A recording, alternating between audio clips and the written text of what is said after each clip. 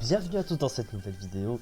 On se retrouve pour démarrer ensemble un nouveau let's play et sur du Pokémon. Oui, ça faisait plaisir de revenir sur du Pokémon après avoir fait, il y a eu du Zelda, il y a eu du Metroid depuis la reprise de ma chaîne.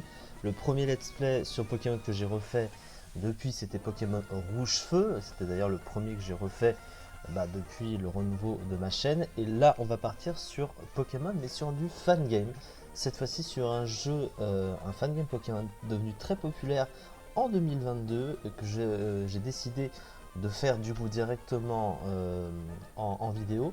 Même si j'ai un petit peu touché déjà au jeu il y a quelques temps, je me suis dit pourquoi pas le faire en let's play.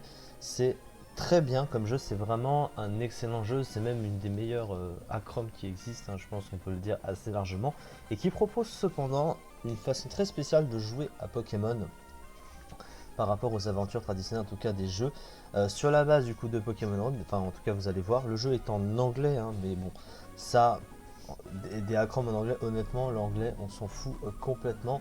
On passe pratiquement au travers, hein. J'ai envie de dire que tu peux presque apprendre l'anglais avec Pokémon.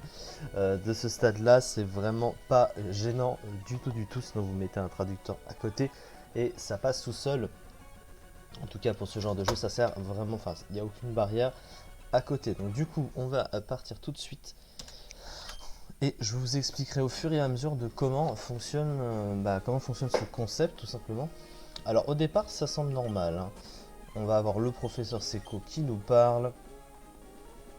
Donc il faut comprendre que du coup, donc là actuellement les Pokémon disponibles seront de la première à la troisième génération. Le type fée est disponible. Si jamais on gagne, on va dire la première partie du début, on aura accès aux autres générations. Donc on refera une autre partie si on gagne encore une fois avec les autres générations. Voilà, ça c'est vraiment pas mal. Donc là, on peut choisir un personnage masculin ou féminin. On peut même choisir Red, choisir un Red classique, peut-être avec une tenue verte, voilà, pour changer. Donc évidemment, on a le nom. Donc hop, voilà. Donc on va partir tout de suite. Et au fur et à mesure du truc, je vais tout vous expliquer.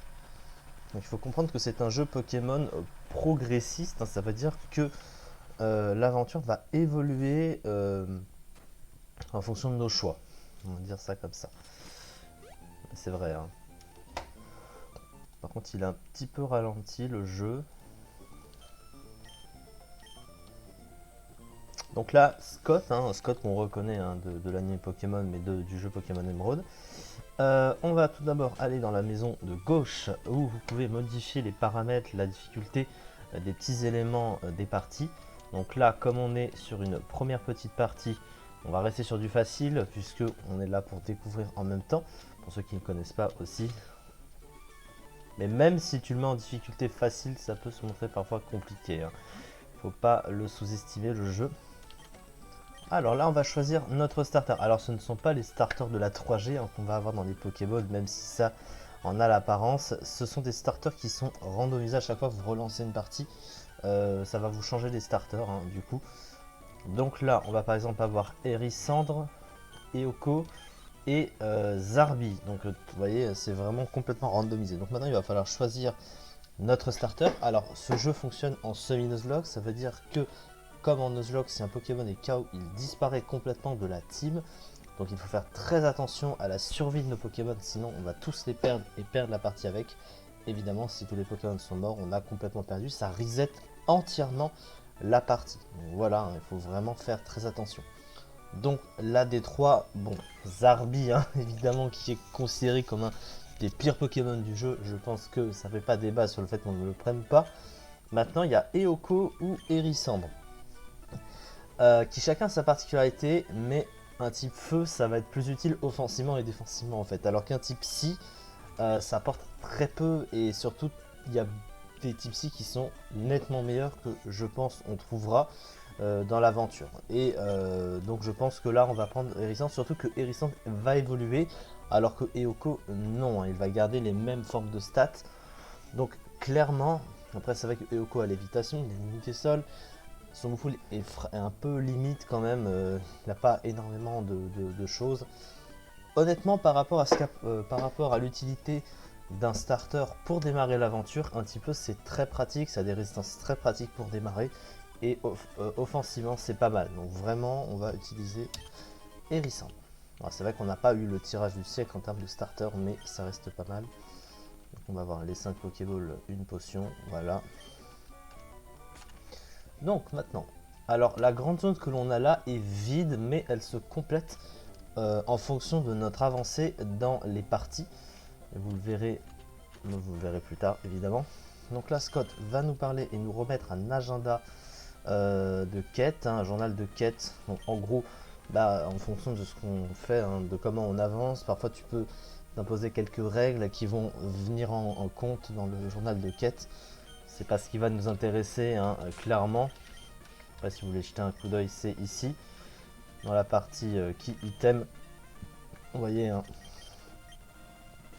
on a tout ça. Donc ça c'est le... Non, c'est plutôt ça. Le pourcentage pour compléter le jeu. Pour la progression, je veux dire. Donc là, on va parler à l'infirmière pour démarrer une partie. Ça fonctionne toujours comme ça. Vous verrez que par la suite, ça va changer. Mais là, on est sur la première partie. Donc il faut essayer de la remporter pour pouvoir débloquer encore une fois les autres générations derrière. Et d'autres petits trucs sympas aussi.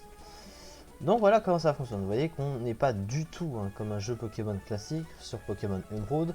On n'a pas commencé à Bourgéon et on se met pas à explorer une région pour aller chercher les 8 badges et affronter ensuite le conseil 4 de la Ligue Pokémon. Sauf que là aussi, il va falloir aller chercher 8 badges, affronter le conseil 4 et affronter la Ligue Pokémon comme dans un jeu Pokémon. Sauf que tout se fait au fur et à mesure de notre avancée et ça fonctionne par des systèmes de run. Donc en gros des runs, c'est vous voyez tous les petits chemins qui sont ici à choisir, ça va se renouveler quand on arrive jusqu'au bout et qu'on gagne. Donc voilà, et donc les niveaux augmentent au fur et à mesure. Et en fonction des chemins, on va voir différentes petites choses, notamment vous voyez qu'il y a écrit Tough Wet ici. Là on a Average Rushed, Tough Chilly et Average Gloomy. Donc on a 3 types de zones, calme, average et tough. Et en fonction du nom de la zone, on va pas avoir les mêmes choses dedans.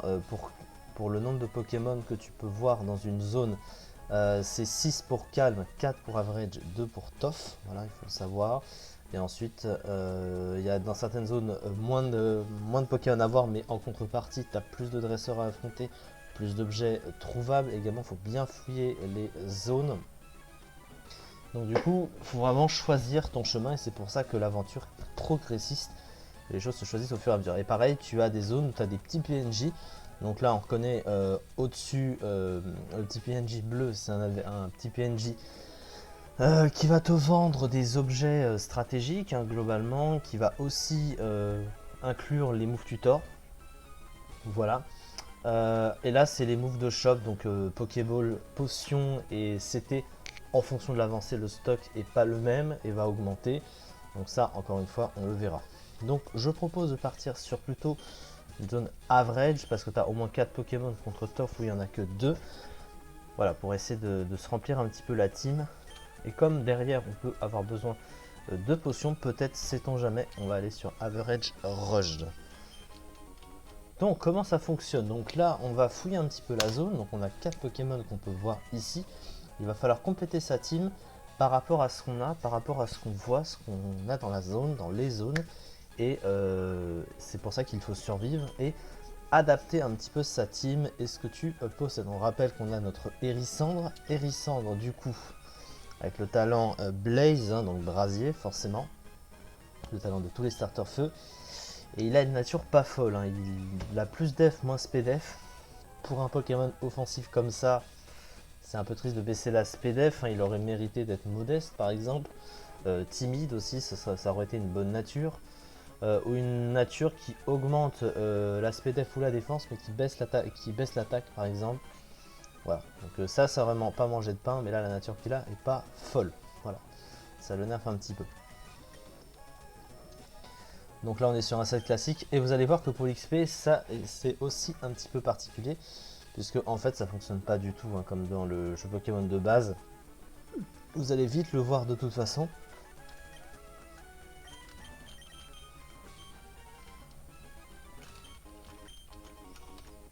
Alors du coup, on va tester en voyant un premier Pokémon. Et on a du Onix.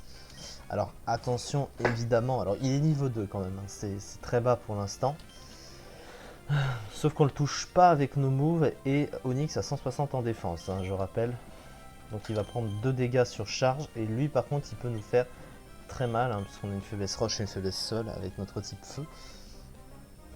Donc évidemment, je pense qu'on va commencer par capturer un premier Pokémon. Et on va XP ensuite les Pokémon sans rencontrer ce genre de truc. On a Anorith niveau 1. Anorith ça apporte pas grand chose, hein. Il faut que ça apporte une synergie dans la team en termes de résistance et de faiblesse. Rhinocorn c'est pas mal. C'est mieux qu'Onyx en tout cas.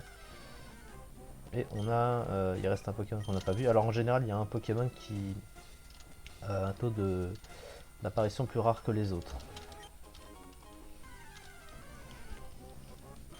Kabuto. Ah j'avoue que Kabuto c'est mieux. C'est un peu mieux. Parce qu'il a une double faiblesse plante et j'ai une résistance plante avec Hérissandre. Donc ça c'est pas mal. C'est un type O, c'est assez pratique. Roche eau ça a des faiblesses gênantes quand même. Mais je pense que si derrière on a moyen de combler ses faiblesses, je pense que Kabutops c'est un Pokémon assez sympathique. Il va falloir l'XP quand même. Après c'est vrai que Rhinocorn me fait un peu de l'œil, mais je pense qu'on peut avoir un meilleur type sol. Est-ce qu'on se prendrait pas... Oui, Roche eau c'est pas mal, hein. J'avoue c'est pas mal. Allez on va le prendre. On va prendre Kabuto pour commencer.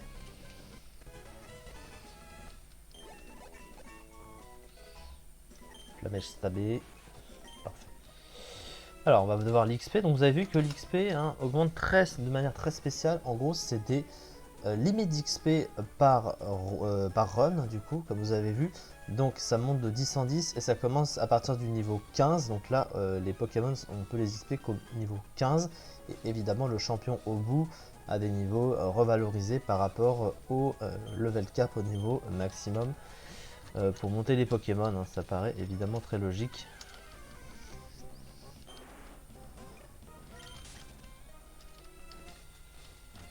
Donc là pour le coup on va être bloqué pour vouloir XP.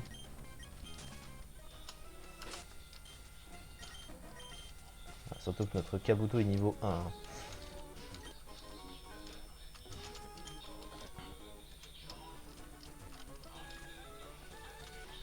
Je vais juste aller chercher les items. Hein. Je pense qu'on a moyen de passer...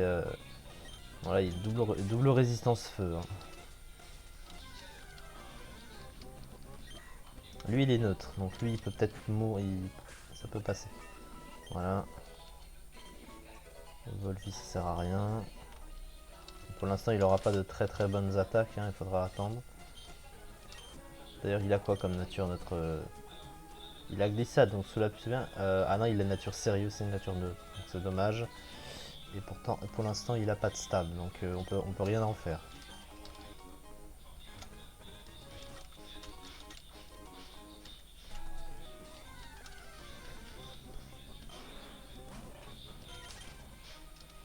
J'avoue que Rhinocorn ça aurait pu être bien. Hein.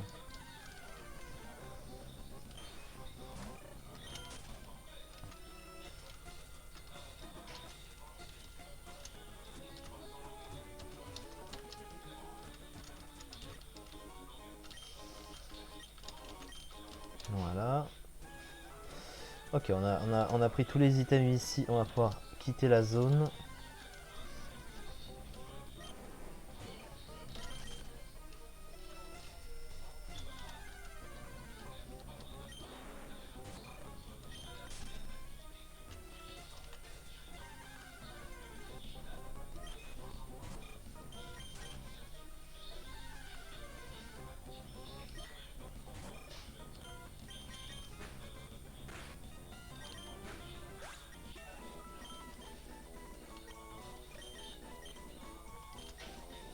Oh, il attaque.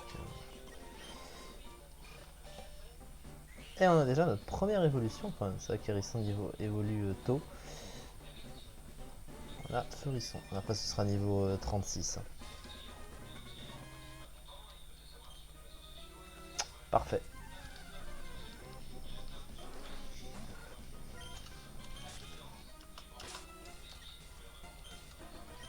Donc un niveau... Oh mince, j'ai pris un objet.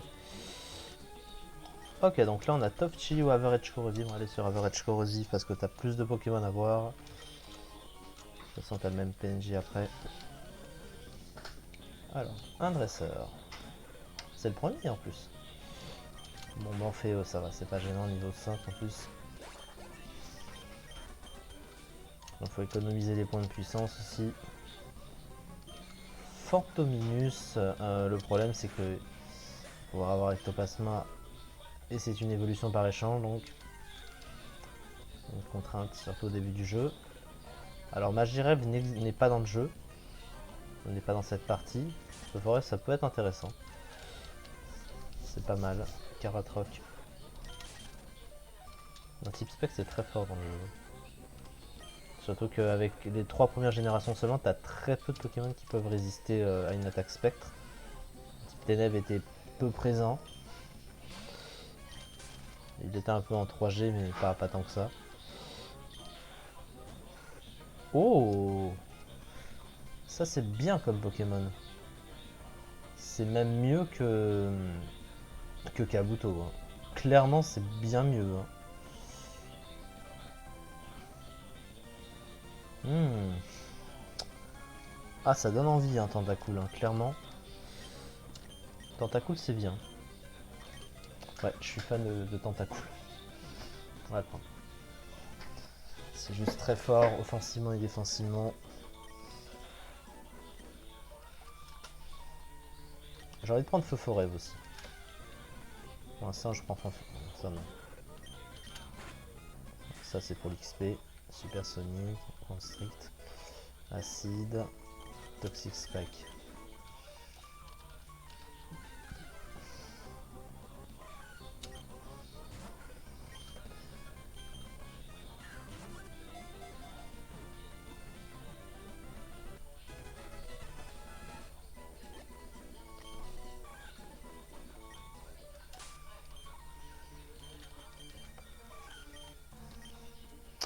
Ah, une nature qui baisse la vitesse, c'est dommage.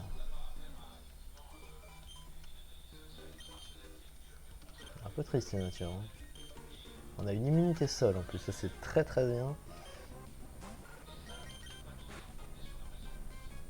Ouais, attention, il a fait patience. Attention, j'ai un Pokémon comme ça.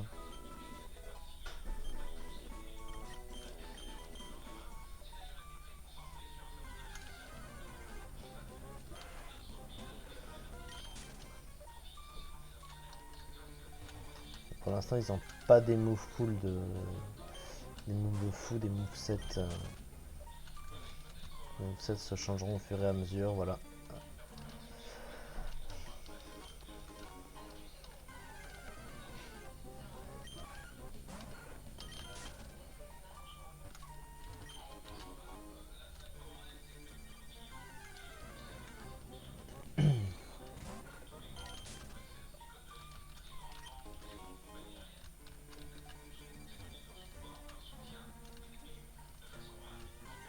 Pas mal d'items ici.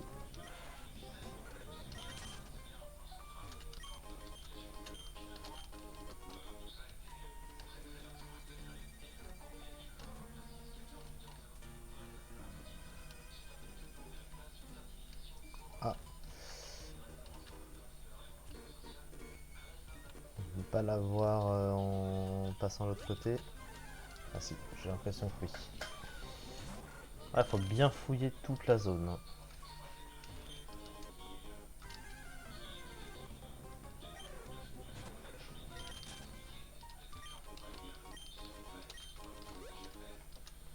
J'ai obtenu pas mal de trucs.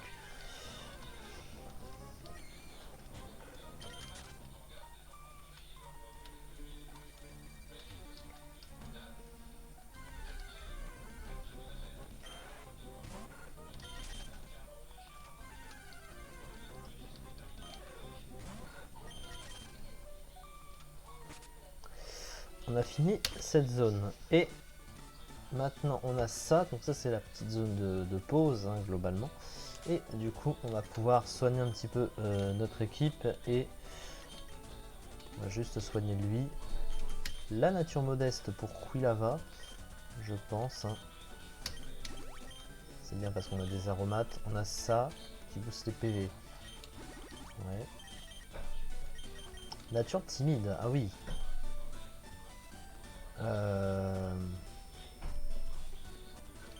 Pour Tentacule. Même pour Misdreavus.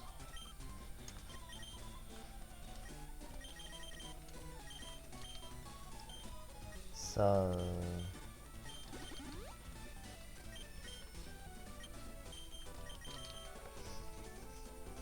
Ouais, pour Misdreavus, c'est pas mal. Baisser la vitesse, c'est vraiment chiant. C'est vraiment chiant. Ok, bon, c'est pas...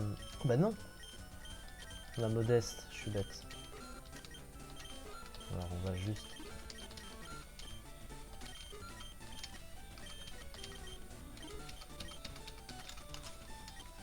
Bah oui, modeste. Enfin, c'est toujours mieux d'augmenter la vitesse. Mais... Après, quand tu tapes fort, il a pas une mauvaise vitesse hein, de base.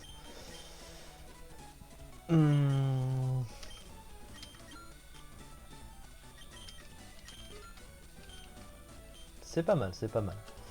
Alors lui, qu'est-ce qu'il peut peut-être nous vendre? Il a déflagration. Oh, déflagration sur Florisson. Laser glace. Laser glace, ça peut être bien sur Tentacule.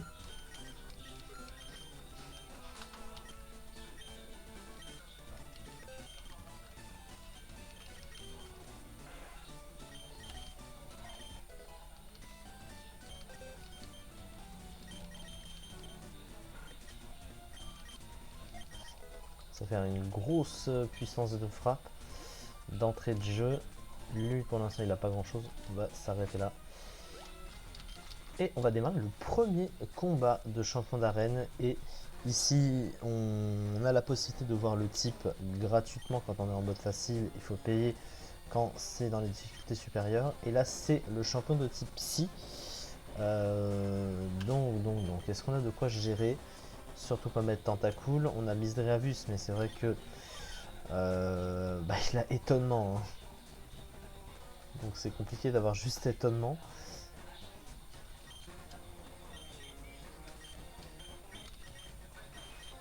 C'est vrai qu'on est limité pour l'instant. Mais je pense que ça ne doit pas être des types si très très puissants. Ici c'est un soin gratuit. Et après il faut payer de plus en plus cher. Et elle te ramène au level cap. Donc au level maximum. Si tes Pokémon n'a pas le level maximum, elle te fait affronter un Levénard gratuitement. Voilà. Alors, sur quoi on tombe? Soporifique. Ça va, il y a pire. Il y a clairement pire. Bon, il fait 0. Il fait 0, donc on tue. Ah, ça c'est plus compliqué déjà. Quoique lui ne tanque pas le physique, me semble. Il a fait Polyroche. Oh, il nous a endormi la gueule. Wow, putain, le dégât. On va devoir se soigner. Hein. Là, c'est dangereux. Les dégâts de Psywave sont fixes, donc ça dépend.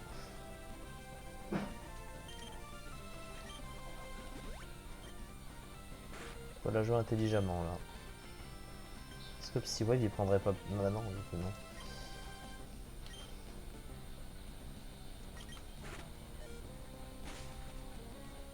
Il faut la jouer comme ça, on n'a pas le choix.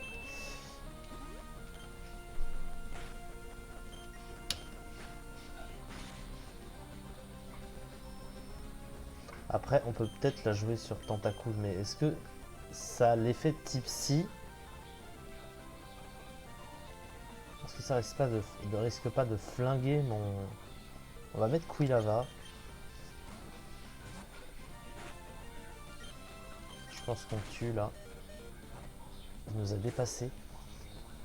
Ah, je pensais pas. Je pensais le dépasser.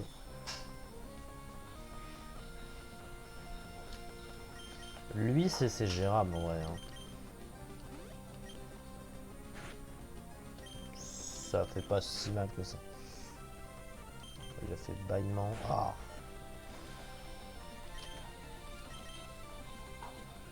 Je suis un peu dans la sauce là. Hein. Putain.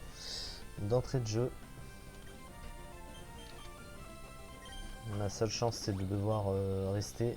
Bon, je pense que ça te compte les tours de sommeil comme avant. Hein. C'est combien? 4 tours de sommeil? La crit. Oh là là. Oui. Oh j'ai gros coup de chance là. Gros coup de poker que je viens de faire. J'ai risqué. Ouh dis donc. C'était le mode facile hein, pourtant. Ça et on n'avait pas vraiment de résistance psy en fait. C'est un peu le problème. On avait un type super efficace, ça n'a pas suffi parce il s'est fait Mara aussi. Bon voilà, donc vous avez la preuve que c'est un jeu qui peut s'avérer complexe même au début.